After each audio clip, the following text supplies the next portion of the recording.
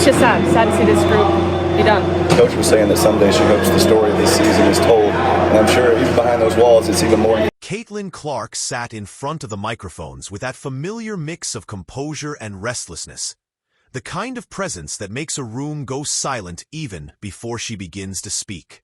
On the surface, she wore the smile of someone grateful for the chance to share her story, but beneath it lingered months of pain, doubt, and frustration, the kind of battle that only those who have lived through injury-ridden seasons can fully understand.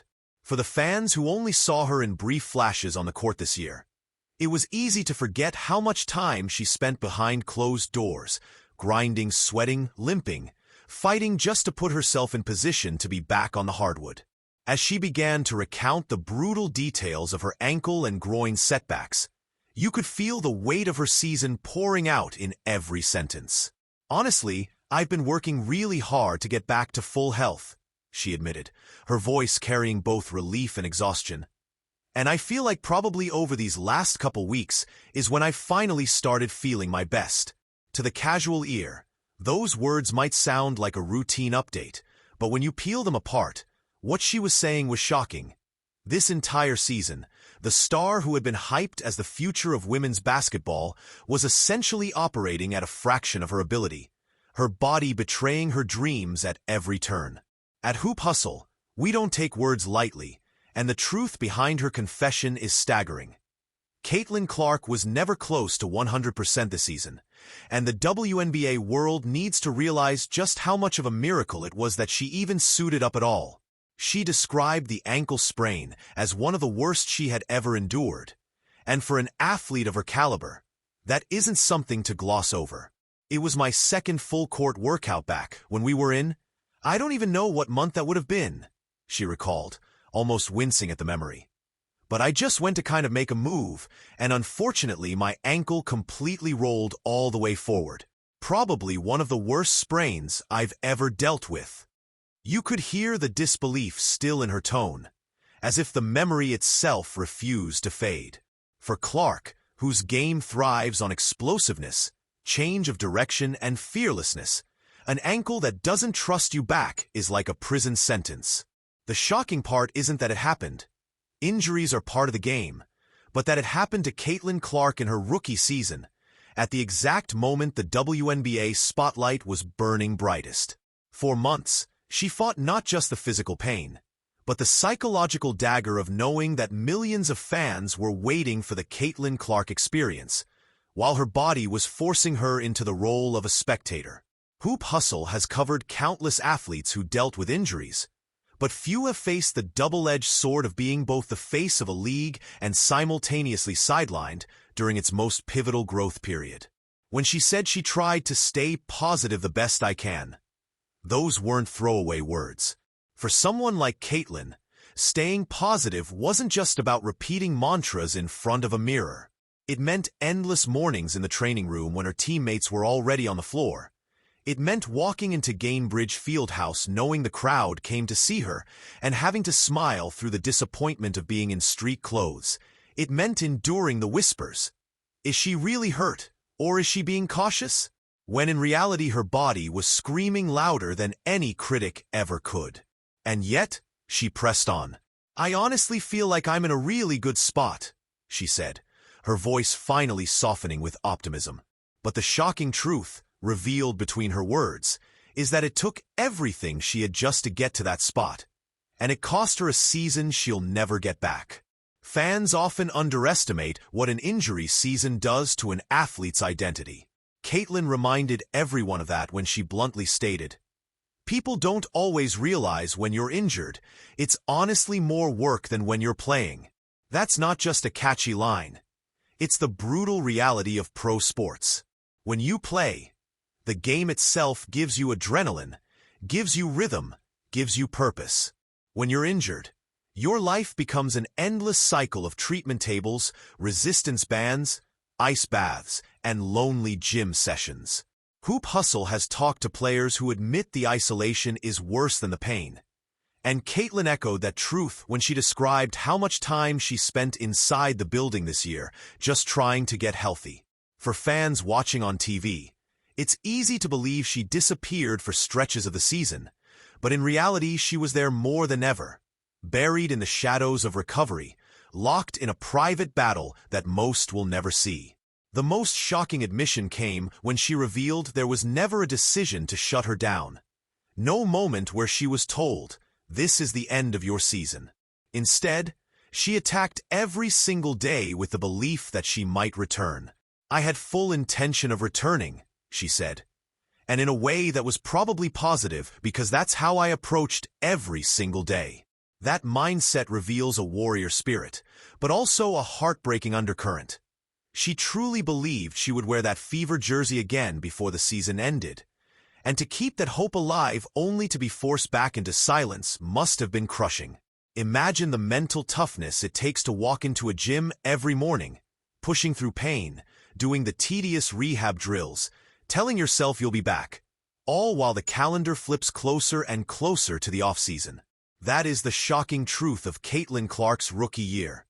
She wasn't just fighting an ankle and a groin, she was fighting hope itself, and she somehow managed to keep believing.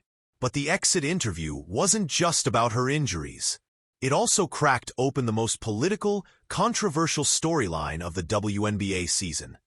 The comments from Nafisa Collier about Commissioner Kathy Engelbert and how Caitlin was being positioned within the league. When asked for her reaction, Clark's words were diplomatic on the surface, but the implications were explosive.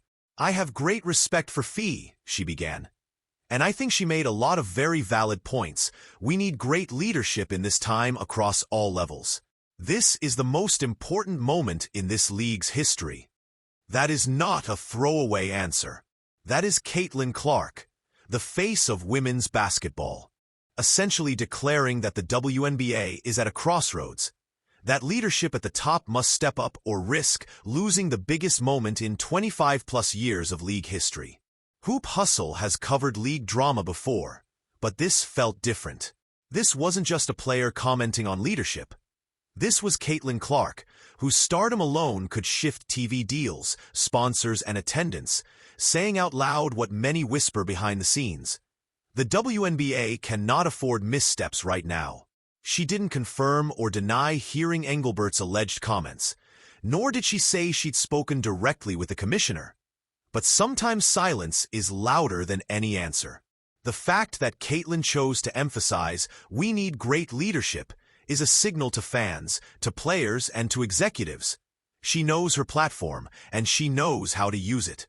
It was shocking not because she lashed out, but because she didn't need to.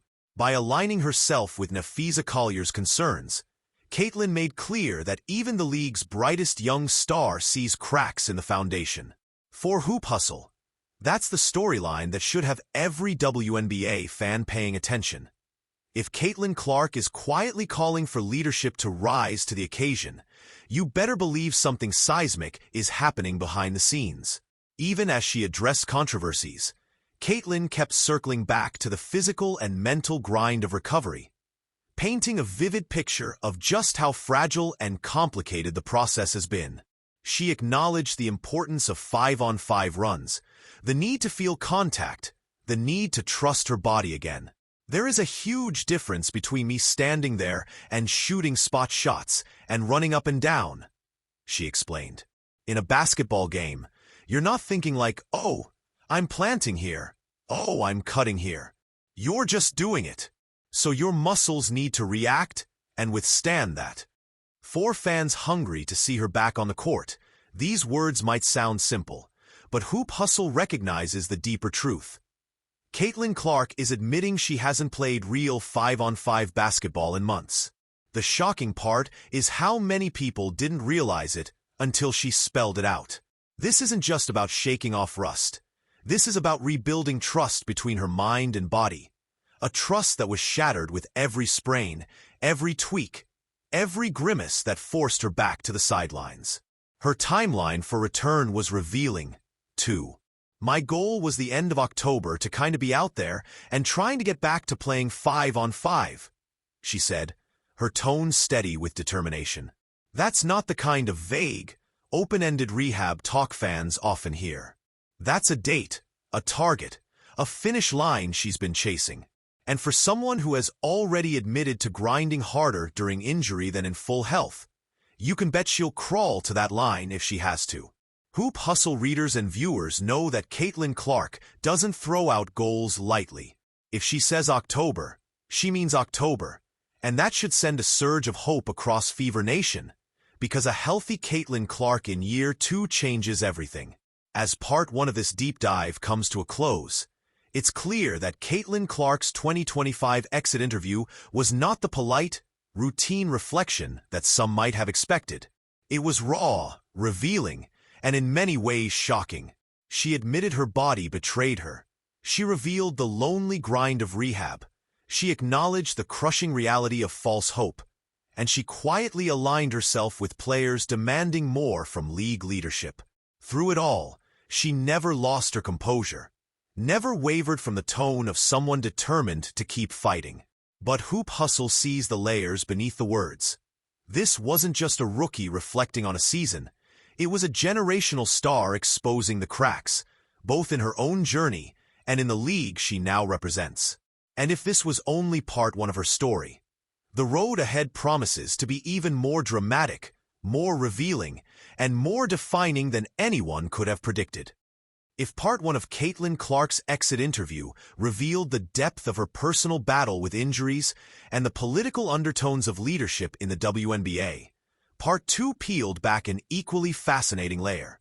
How she views the future, both her own and that of her Indiana Fever teammates. At Hoop Hustle, we've covered countless rookie exit interviews, but none quite like this. Most rookies sit in front of a microphone at the end of a season and talk about learning experiences, adjustments, and hopes for the offseason. Caitlin Clark's words carried a heavier weight, not only because of who she is, but because of how she chose to frame her vision for what's next. It wasn't simply about recovery or statistics. It was about setting a tone for a franchise and, by extension, a league that desperately needs stars like her to speak with clarity. Her acknowledgement of the Fever's growth was both candid and inspiring. We had stretches where we looked really good, she admitted.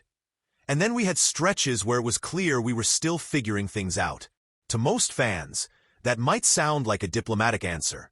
But when Hoop Hustle pressed deeper into the meaning behind those words, it becomes clear she's addressing the central paradox of Indiana's season. On paper, the Fever are one of the most talented young rosters in the WNBA, boasting names like Aaliyah Boston, Kelsey Mitchell, Nalissa Smith, and Lexi Hull. Yet talent doesn't always translate to wins, especially when injuries to your cornerstone star derail momentum. Caitlin's honesty about the inconsistency wasn't criticism, it was accountability. She was saying, in her own way, that the Fever are capable of brilliance but haven't yet learned how to sustain it, and that she sees it as her responsibility to help solve that puzzle once her body allows her to. Her praise for Aaliyah Boston was particularly striking, and it revealed a side of Caitlin Clark that fans rarely get to see: humility. Aaliyah's the heart of this team, she said with conviction, and I'm just lucky to play alongside her. Think about that for a moment. Caitlin Clark is the rookie whose name has dominated headlines for 2 years straight, the face on billboards, the jersey that sells out, the player who moves TV ratings. And yet, in her exit interview, she pointed to her teammate as the heart of the franchise. That is both shocking and refreshing, and it speaks to the kind of culture Indiana is quietly building. Hoop Hustle has often emphasized that star duos win championships in the WNBA. Whether it's Sue Bird and Lauren Jackson in Seattle, Diana Taurasi and Brittany Griner in Phoenix, or Aya Wilson and Chelsea Gray in Las Vegas, Clark and Boston might be the league's next great duo, and Caitlin's deference to Aaliyah shows she understands the balance necessary for it to flourish. But Caitlin didn't stop there. She went out of her way to mention Lexi Hull, a player who rarely gets the spotlight. People don't see the work Lexi puts in every day, Caitlin explained, her tone filled with genuine respect. She's one of the toughest teammates I've ever had. At first glance, it might seem like a throwaway compliment, but when Hoop Hustle analyzed the broader context, It was clear Caitlin was making a statement about culture. She wasn't just highlighting a teammate, she was setting the standard. By elevating Hull in her exit interview, Caitlin was reminding everyone that winning isn't just about stars. It's about the glue players, the grinders, the ones who sacrifice glory for stops, dives, and hustle plays. For a rookie to have the awareness to recognize that in public is not only rare, it's shocking, because it shows she isn't thinking only as a player, but as a leader who understands the bigger picture of building something sustainable. The off-season, she said, would be crucial not just for her body, but for the Fever as a unit. We need to come back sharper, hungrier, and more connected, she said with a calm determination that belied her 23 years of age. Those words on the surface might seem simple, but Hoop Hustle heard them for what they were: a warning shot. Caitlin Clark doesn't plan to waste her second season on inconsistency and excuses. This was her way of saying to her teammates, to her coaches, and perhaps to the league itself, the Fever's days of moral victories are over. The shocking part is that she didn't say it with arrogance or entitlement. She said it with a matter-of-fact tone, as if it were already inevitable. That kind of certainty is what separates superstars from everyone else. She also touched on her plans with USA Basketball. And here the story took on an even more dramatic twist. Any chance to wear USA across my chest is an honor, Caitlin said. But I also have to be smart about how I balance that with getting fully healthy. For most players, the idea of competing with Team USA is a dream too big to risk, even if their body isn't fully ready. But Caitlin Clark understands something that's both shocking and true. Her responsibility to the Fever, to Indianapolis, and to the WNBA is bigger than chasing medals right now. Hoop Hustle has never heard a rookie put it so bluntly without actually saying the words. Sometimes you have to choose the bigger fight. And in Caitlin's case, the bigger fight is bringing the Fever back to relevance and proving that the league's brightest star can carry the weight of expectation on her shoulders. What makes her off-season approach even more fascinating is how detailed she was about her priorities. She didn't hide behind cliches about getting stronger or working on her shot. Instead, she broke down the mental side of recovery, the trust factor that goes beyond lifting weights or running drills. You can get your ankles strong in the weight room, she explained, but until you're out there playing,